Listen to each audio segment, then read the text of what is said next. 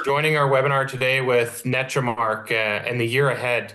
My name's Jeff Hunter. I'm with the Townshend, Somani and Hunter Group at the Canaccord Genuity office here in Calgary. We also have on the line our senior investment advisor, Dave Townsend. Dave, want to introduce the company a little bit further and get us started? All righty. Well, first of all, thank you everybody for your time, especially Mr. Achilleos and Mr. Spiegel. But for those of you that aren't familiar with this company, I'm just going to ask George here to run through the most recent news release and then give us a synopsis of what's happened since you joined the company. Perfect. Well, at a very high level, what the first question I think to make sure everybody's clear on is, well, what does Netramark do exactly? And so we're an artificial intelligence company that's focused our efforts on the pharmaceutical industry. Specifically, we leverage a pharmaceuticals clinical trial data, their live data. So when they finish a phase of a clinical trial, they get what's called a data readout, which is their data that they've captured during that trial phase. We take that data, we run it through our NetraAI and our AI algorithms. And what we're able to do is identify subpopulations that are driving drug response, placebo response, or adverse events. And this is very important because the million-dollar question always is, what is it that could possibly drive failure in a subsequent phase of a trial? And even at phase 2 going through to phase 3. So you have preclinical phase 1, phase 2, phase 3, and then into your market access. So even drugs that have successfully made it all the way through to phase 2 have about a 50% failure rate in phase 3. So there's a very high failure rate in this industry. And I think any form of technology that could actually help would be very prolific within this industry. And that's where we're focused on. In particular, just so that you can understand, well, where has the company gone? What have we been doing? So we became Netramark in January of 2023. We began our commercialization efforts in March, April of 2023. And since that time, we've been evolving our product offering and our go-to-market. We've established a beachhead client with a $10 billion plus biopharmaceutical company that has over 10, 15 drugs in its pipeline. When we started in May, we had about 19 leads in our sales pipeline. That's grown to over 130 at this point in time. So there's been a very vast, great evolution of the sales pipeline. There are long sales cycles within these processes, especially when you're introducing a new technology, but we certainly are making great progress. We've signed 5 contracts, which are worth $1 million of contracted value.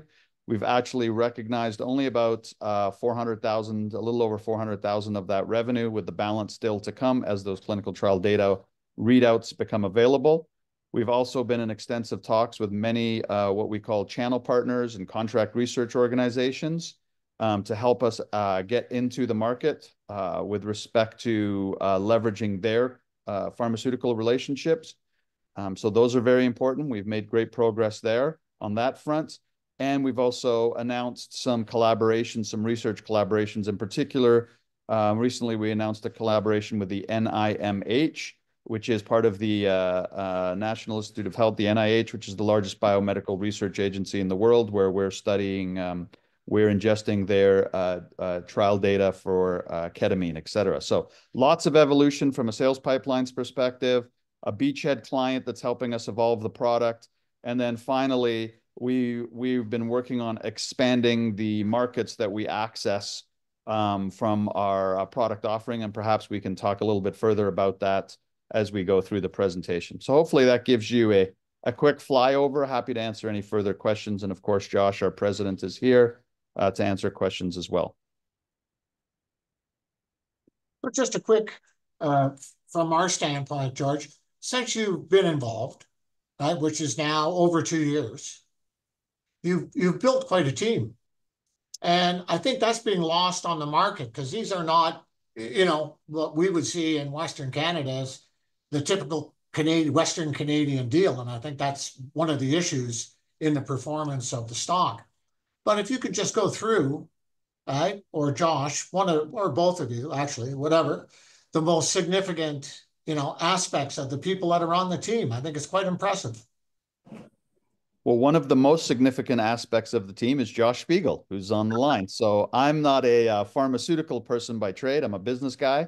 And Josh comes from a banking background, actually, and I'll let Josh introduce himself and his background, but also then comes from industry. So Josh, maybe you can talk a little bit further about yourself. Hi, everyone. Josh Spiegel, president of Netramark. Been with the company about 2 years. I work as the president. My background, as George mentioned, was previously in investment banking and healthcare for many years, but then transitioned into industry and worked for a niche CRO in the CNS space for developing trial therapies in depression, schizophrenia, Alzheimer's disease. And when I got to Netramark, it really was about, we have incredible technology with a really great use case, but also having the folks around the technology that understand the industry, that understand clinical trials, that understand drug development. So really some of the kind of key people that were brought in were Dr. Larry Alves, who's our chief medical officer, very experienced at Pfizer, at J&J and other large pharmaceutical companies, as well as consults for biotech companies, really around clinical trials, and has run many trials and understands this indications that we're going into very rapidly, and has a great understanding of how to help those trials.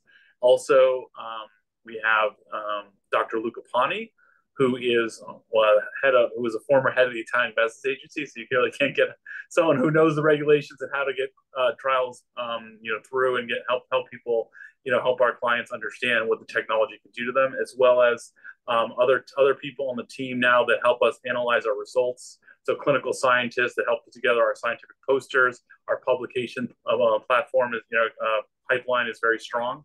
So getting these results, and we've done these great partnerships with outsiders that are now working as consultants for us that are experts in Alzheimer's disease and other areas. So really making a stake at getting experts in all the therapeutic areas we're working in.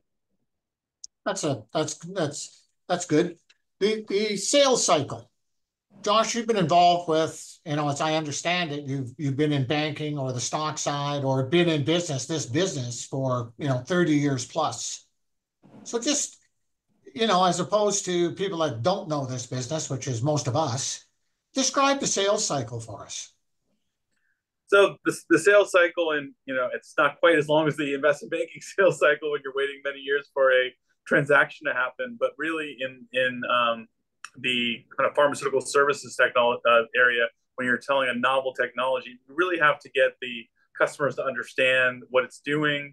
You have to have a vetting process where there's a QA to make sure that we're handling their data safely and securely and in compliance with all the regulations. So there's that type of kicking the tires that a lot of our customers have to do for us. And it's really just, having that need arise. So we found that, once something gets into our pipeline, it does take, 9 months, 12 months to close. Although we can realize revenue pretty quickly once that happens, which is a nice feature of our business. Once we get the data, it's a very short process for us to monetize our contracts. But really, there's long lead times to when we can get the data. So it's really one of those things where that sales cycle is unfortunately a bit long, for us to get a new prospect. That doesn't mean that we can't do it faster if we find someone with the need and their willingness to and has the data ready right when we start talking to them. But it really tends to be a longer sales process in this area, just because of its regulated nature and the fact that we are selling a novel technology that they have not had experience with. Yeah, and Dave, just to add into that a little bit further, that's why what's important is to build up a lot of leads into your sales pipeline, so that, we've been working on these leads and putting these leads into our sales pipeline since May of last year. And in December, so that was the first close cycle that we had. And January and February of this year, those were the first close cycles of those early on interactions that we had. So the idea here is, that's why what's important is to see the sales funnel build. And that's why we've gone from, like I said, 15, 16, 17, 18, 19 leads in our sales pipeline to 130. That's a large increase in people that we can now have communication with. And these are all people and organizations that we're in communication with. These aren't people that we've never spoken to, and we just decided to put their name into our pipeline just so that we can have it in there. These are actual communications that have occurred. And then you have to go through that many touches sales process So it's very important, as one of the key metrics to look at is what's the growth of the sales pipeline. And one of the quick things I do want to allude, what's important with us as we work towards putting a contract research organization agreement in place and getting one of these, as we call them, CROs aligned with us, and a large CRO, you want a CRO that's prolific, is often they have master service agreements in place, et cetera. So the idea is potentially we could accelerate some of those timelines by sliding in under their master service agreements, et cetera. So those are all, again, long lead processes that take relationship building. And as Josh mentioned, we have a novel, this is an important thing for people to understand. We have a novel idea, which is most people in AI are ingesting data sets to do drug discovery, or most people in AI are ingesting, electronic medical records, or are involved in what we call clinical operations once the clinical trials is running.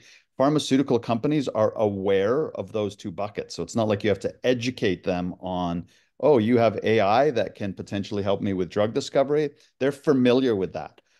As far as having a technology that can ingest their data and help them understand what's causing drug response or adverse events or placebo response, et cetera, you now have to explain what that is. So to make the analogy easy, it's not like we're saying we sell cups and everybody on this call knows what a cup is. We don't have to explain to them what's a cup. We just now have to explain the features of our cup and why our cup is so fancy. In this case, we have to explain to them, we have this new thing. What is that new thing? And so the fruits of that labor will pay off over time. And that's why we're building a company for a long-term going concern. And a lot of the heavy lifting that we've been doing, going to conferences, putting up posters, publishing research, et cetera, that's all starting to now come to fruition, especially now when we go to conferences for the second time or the third time. We're not newbies. We're not the first time we ever went there. The Netramark name is starting to percolate around. And what we're finding as well is some of the companies that we're involved with are actually now talking to other pharmaceutical companies about Netramark. And so that's a great way for us to be getting leads, which is it's a referral from a pharmaceutical company that we're doing business. So we're starting to see all the fruits of that labor come to fruition. Yes, it takes a little longer, but as Luca Pani has told me many a time, George, in this industry, it's slow, slow, slow, explode. And so that's part of that process. And the last nugget I just want to add is I was in discussions with the global head of research at Gartner, who said, typically when you're introducing a new novel technology into the pharmaceutical industry, it's 2 years of proof of concept and no deals or revenue. Okay, so we're already have contracts and are generating revenue a year and a half in, which I know these seem like long timelines, but once you get through that, 2-year hurdle, you start to then potentially get into the adoption curve, which can accelerate quickly. So just on that, we have a question from the audience just to highlight the feedback that you've been getting from your clients. What kind of feedback have you been getting? What kind of value are they seeing so far? The feedback they're getting is that the technology is highly valuable. We have, without getting too technical as to how we would use the technology, which is enriching a future trial, doing a covariate analysis. I mean, these are kind of complicated concepts that I probably don't want to dive into with the audience, but here's the ultimate determiner, which is as far as feedback. We started with one contract, then we had second contract, then a third, then a fourth, and now we're into discussions for more contracts with the same client. So the feedback has been very, very positive, and the evidence of that is expanded discussions for work within the drug platforms and pipeline that they have. On that point, Josh, what is from what you're seeing now and your initial client, what is the ideal time for this technology to be involved? Is it pre-phase 1 or is it, before enrollment even? I think we're talking to a lot of sponsors in clinical trial pharmaceutical companies and biotechs at different stages, and I think we found that as George mentioned, a couple of use cases that have really resonated. Many, and I think for our first kind of larger contracts have been around this looking at phase 2 data. So when they've had at least 30 to 50 people run through a clinical trial and they're thinking about their next phase or if they should make any changes of indication. Really look at the data, get to know those patients, and this technology is the only thing out there to do that. So it's really, once they become aware of us and this possibility, that's been kind of where we've seen the most uptake. But we're also having many, many opportunities and discussions with pharmaceutical companies that have already had phase 3 trials, some that have been successful, some that haven't, and how they can position that data either to try another indication or to make sure that their launch is successful as possible. So I think we've seen a couple more applications, and we're continuing to fill out those use cases and build reference customers for future engagements. So that's really exciting, where they see a lot of potential, not just where we see it initially, but future applications and kind of solving these other very expensive problems for them. Further to that, I had a long conversation with a client, and he said, like, if it solves the problem going forward, can it solve the problem going backwards? And I said, well, I don't know, but I don't see why not. If you were able to analyze the trial and highlight why it failed, right? Would it give someone the value? That is a prime use case for us, is when you're trying to understand a post-mortem situation and why it didn't work out, or if you want to try it again, or you want to kind of have someone else pick it up and try it again, which happens a lot. Really, to understand, you spend a lot of money to collect that data, and if it didn't show you what you wanted to, at least leverage it for something that can be for good. And so we see that and we have not resurrected a drug yet. We've seen a lot of potential, but I think as a use case, if there is a success that we see out of a sub-classification and a financial entity or another drug company acquires it to do it that way, that will provide us with a great validation. And we're able to do that with public data sets now. We've been doing that with the NIH KD data set that we were just kind of in possession of, and we're showing different benefits that weren't even seen in this trial data that has been looked at of over 15 years. And we're finding things, and we're putting out kind of posters, and we'll be putting out research publications about the things that our technology just lets you find. So there's a lot of previous trials, as you mentioned, that have been just cast aside, where they just didn't have the ways to look at it with our technology that would be prime candidates for us. It's just us commercializing and getting in front of it as many people as possible. Can you go a little further into we're oil guys, we say the joint venture, right? Your collaboration with NIH on the mental health side. So the mental health side is really a focus, one of the prime focuses of the company. And I thought it's very interesting, and I didn't think it got the attention it deserved, that you're in a collaboration with the guys that have all the data. They have a lot of data from a lot of government-run studies. It's one of the most kind of prolific people that fund studies in the world. And so having this validation where we have the data, we're going to be presenting results to them in the next few months. To show among their colleagues, as you said, there's a bunch of follow-on opportunities, and this feasibility is really just the beginning of that. Interesting. So at this point in time in the sales cycle, if you could describe, you had a very successful exit in a company that was built from, the ground up.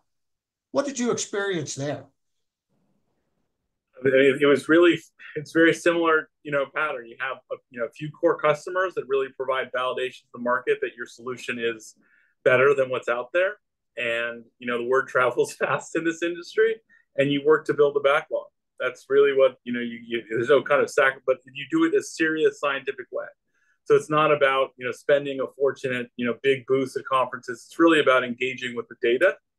And that's really what we're doing here, is we're providing these results, and we're going to these scientific conferences, present them, and with these people that are very serious about getting their drugs approved and how they can best optimize their studies. And that's the language that we're kind of speaking to them in their own terms. So that's been my experience, is you speak to the scientists with data, you get them to understand where you're coming from, the benefits of empirically prove to them the benefits of your solution, and then adoption comes. And when one kind of anchor comes, the other ones follow, because they don't want to be left out. Interesting. So is that your experience as a banker too? Like you're saying, you wait around for 2 years to get a banking deal for the technology to get accepted. So it is Wait, Well, wait, wait, well, boom. also the problem with banking, as you know, is it's not as scalable. It's not, you'd have to hire more bankers. You'd have to do it. For here, it's really about once we have the validation of the customers and the MSA signed with, it's technology, so it can really scale very quickly because you don't, it's one of those things. Once they're ready to go, these data sets are ready, we can just start analyzing. So it's and give those results. So it really is something that I can tell, even though you have a long adoption, but once you have it, it's also repeat business, because if you get in with a large pharmaceutical company or one of our customers, for instance, they have several compounds in several therapeutic areas, and once one is done, there's another one ready for us to analyze. So there is kind of like, for you, if you're doing a lot of corporate debt issuances for companies that are always in the market, like there's a kind of renewable there. It's a good analogy.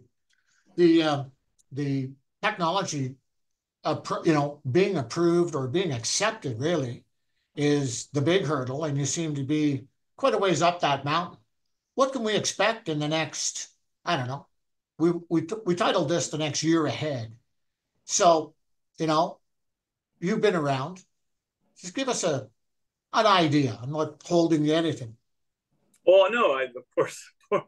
I think the business update that we put up for Q3 is really the continued strategy of the company is really to get more adoption in these serious scientific journals, as well as proving out these data collaborations that we have with others, as well as our current customer base.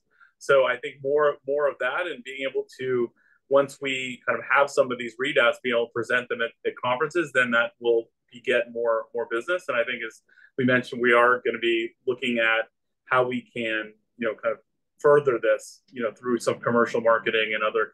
They'll see more of us more frequently in front of them, to be reminded of all these great findings that we're going to be coming out with. So I think that's really what we're kind of focused on for the next year, as well as augmenting, as we mentioned, of the scientists we have brought in to work on our CNS portfolio. We'll be bringing in folks in oncology and other therapeutic areas as the business warrants. So CNS and oncology, there's lots of opportunity there. There's lots of opportunities, but the benefit of the solution is it's not just for those. Our addressable market really transcends anyone looking, even med device. Like, we really are kind of looking across all the different, kind of from the clinical trial development as well as the market access for the best therapies out there. So it isn't those two therapeutic areas, which are large, but really the technology can find these kind of subgroups within all different clinical studies. Yeah, and Dave, just to add on to that, remember, I think everyone needs to understand, for a tech company, we have a very, very low burn rate. And so one of our objectives for the next 12 months is to become a cash flow positive business. If anyone has looked at the MD&A or the P&L, you'll notice the gross margin profile on these, the revenue, albeit it hasn't been massive yet, but the revenue that we're showing has 100% gross margin. So I'm not a rocket scientist, but you get $1 of revenue and you get a $1 of gross margin dollars coming out the bottom of it. It doesn't take a lot. So we have really high expectations for the next 12 months with respect to continuing to increase our pipeline, close contracts. We very much understand that contracts drive the day. And that can be two things which people need to understand when they're reading the financials. There is, and Josh mentioned this earlier, this magic word of contract backlog. There is a lot of value in contract backlog. That means we have signed a contract, but we don't yet have the data readout. We can't yet do the work, but it's a signed contract. So as we move forward, the more contract backlog we have, it's like we start the year with X amount of revenue already in the bag before we've actually gone and done a single new sale. So we want to do two things: sign new contracts where we can generate revenue as soon as possible and add to our contract backlog. And we want to become cash flow positive as quickly as humanly possible. But our goal for that would be over the next 12 months. And it's very achievable for us because we have a very low burn. And so you need to look and see, as a tech company, in the last 2 quarters, our adjusted EBITDA loss, which you will only see in the MD&A, has been about $380,000 to $415,000 per quarter, not per month, per quarter of an adjusted EBITDA loss. Okay, so this is not a very large number. We really have to understand this, right? So the gap from where we are now to cash flow positive is not leaps and bounds. The other thing that you can infer from this is we're not a company that needs to go raise 10, 20, 30, 40, 50 million dollars that like a lot of these AI companies are doing. So we can be very capital efficient, which is very important. And the last thing is it's very technology oriented, which means as we bring in new clients, the technology is doing a lot of the heavy lifting. We don't need to go hire 500 people to analyze the stuff. The technology is doing that. So these are all very important pieces that we're putting in place from a construction perspective so that we can accelerate our curve from a revenue, contract backlog, and adjusted EBITDA cash flow positive over the next 12 months. Those are our goals. We don't have 7,000 goals. It's very clear. And of course, to continue to publish because that's where and present posters because that's where the credibility of this comes from.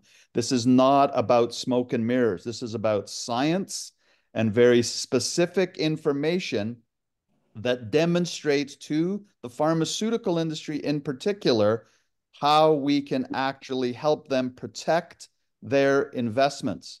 Okay, they're spending hundreds of millions of dollars. We can help protect these investments, and that's very important. So what would the spend, you mentioned that. So you're negotiating with 120 odd companies. How big is the spend this year, just roughly? The spend on what particular On aspect? clinical trials. What are these companies spending a year on billion, trials? 60 billion? What is it? 50 billion? At So least. there's two numbers you should keep in mind. Okay, so clinical trial is expected to be about $50 billion in the next few years, but also AI in healthcare is an important other number that you should understand. It's currently about 20 billion, and by 2029, it's expected to be 148 billion is what's being spent from an AI and healthcare perspective. So there are a lot of trials, as Josh just said, 50 billion, 40 billion, billions of dollars being spent and invested. Okay. And remember, from candidate medicine through to commercialization, you're looking at about a 12% success rate. 88% of trials fail. It's a very, very risky business. So if we can introduce a technology that can protect investment, this is very important. Okay. And that's what that's the thing that we're endeavoring to do. And it's an area where there isn't excessive competition, as I alluded to. You want to go into a blue ocean versus a red ocean. In the AI for drug discovery, there are a lot of companies doing that. In AI for running clinical trials, when they're live, there are a lot of companies doing that. When we're talking about discovering what's causing drug response or what's causing placebo response or what's causing adverse events, the data sets are smaller. There are not a lot of competitors. This is a big deal. So there's a moat around our technology. It's a great point. Josh, is there anything you'd like to sort of share with us in closing? Oh, I think as George mentioned, that we're in a great place where we have adoption of our technology already. We're making improvements all the time, and we are also kind of really focused on this strategy of providing data about our solution and really cutting through this kind of what people think of as hype and really providing real value, and that's really coming through to our current customers, and we look to expand that in the next year. George? I think what's also, and Josh has alluded to this, is when we started a year ago, we were focused very much on what we call protocol enrichment. So we had kind of one access point into this market. How can we help you find the subpopulations that are affecting drug response and blah, blah, blah. We have now added 4 more areas that we're focused on. And this has been, these ideas have really come forward because we're engaged with clients. So there's covariate analysis, which is, potentially finding additional subpopulations that are used to show efficacy that could be put into a clinical trial. There's what's called TPP, which is target product profile. So when a pharmaceutical company is trying to figure out, what do I do here? They have to define who the drug's for, et cetera, and to figure out the addressable market. We can help with that. The fourth part is market access, which is, okay, you've made it through phase 3. How are you going to actually now market to the doctors so that you can get adoption into the market? And the last is this precision medicine, which is an important thing to make sure we clearly understand. If you can imagine, one of the big problems is, and Josh, I think you alluded to this, was there's competition for people to get enrolled into studies. So imagine you have a pancreatic cancer drug or an Alzheimer's drug or whatever it might be. Okay, well, you can't be in 2 pancreatic cancer studies at the same time. So if I had pancreatic cancer, knock on wood that I don't, how am I going to decide? If I get approached, do I go into clinical trial A? Do I go into clinical trial B? Can we produce evidence of subpopulations and efficacy of the drug and how it might work, et cetera, so that they can recruit those people using actual data to say, you should go into our pancreatic cancer? Where have these things come from? This isn't necessarily, what's great about what we're doing is having a beachhead client and organizations such as CROs that we can have these discussions with who get what we're doing technologically. We're developing these offerings, not in a way that most tech companies do, which is they get a bunch of smart people and they sit in a room and they come up with these ideas and then they go out to the market and they discover, oh, nobody wants these things. We're doing our focus areas with the clients telling us, hey, can you do this? We'll pay you for that. What great a position for us to be in, to have a beachhead client that is helping us from that perspective as we deliver results, help us carve out how we should move forward, okay, knowing that we're going to get paid. And how could we, and having these channel partners that are also giving us this feedback says, well, wow, I never knew that this technology could do this. Have you considered doing this or that? So those are the 5 areas. So we've started from one area. We now have 5 areas that we can go to market, okay? Additional verticals. This is very powerful. And we're creating all of this with these beachhead clients and partners that we're working with. It's very exciting. Perfect. Jeff, any questions in the box? No, And looks anything, empty. Jeff, you have anything you want to ask? I appreciate your time. Love getting the updates. We're excited to see things unroll, new partnerships from product offerings come out, and yeah, and the year ahead looks pretty exciting. So thank you for coming on a Wednesday in late August. Gentlemen, thank you very much for your hard work, and please thank everybody on the project. And, I've been around this game a long time, and it's never easy, and it's always painful. And, things happen in their own time. But I like that analogy from Dr. Bani. It's like you're plodding along and boom, boom, boom, boom, right? It happens. So again, thanks again. And everybody enjoy the rest of the day. Thanks for having us, and we look forward to an exciting fall. Our pleasure. Take care.